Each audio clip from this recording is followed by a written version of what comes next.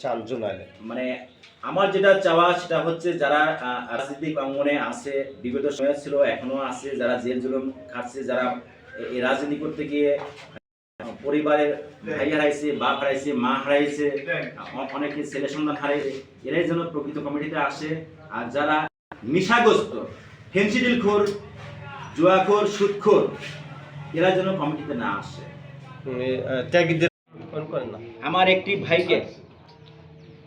একটি ভাইকে এই আওয়ামী লীগ সন্ত্রাসীরা তাকে হত্যার উদ্দেশ্যে তাকে বেদম জখম করে। আমার ভাই প্রাণের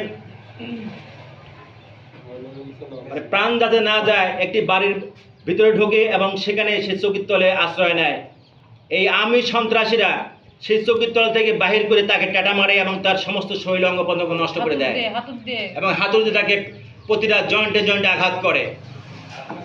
তখন থেকে এই আওয়ামী লীগ সরকারের সময় আমার পরিবারের অনেক ক্ষতি হয়। আমার এক ভাইয়ের মাথা ফাটায়, আমার আর এক ভাইয়ের গলা কেটে দেওয়া, গলা দিয়ে হাসি দিয়ে গলা কাটা হয়।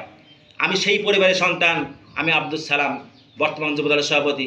আমার সেই যে ভাইকে জন্ম করা হয়েছে সেই ভাই আপনারা জানেন, আমার আইডি থেকে ছবি ছাড়া হচ্ছে। আমার ভাই বর্তমানে এনাদপুর মেডিকেল কলেজ থেকে তাকে আমরা ফেরত নিয়ে আসি এবং তারপরে গত শুক্রবারে তাকে রাজশাহী মেডিকেলে পাঠানো হয়।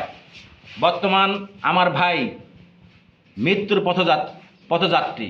আপনারা সবাই আমার ভাইয়ের জন্য দোয়া করবেন। আমার পরিবার অনেক সমস্যায় জর্জরিত ছিল এই আওয়ামী লীগের সময়।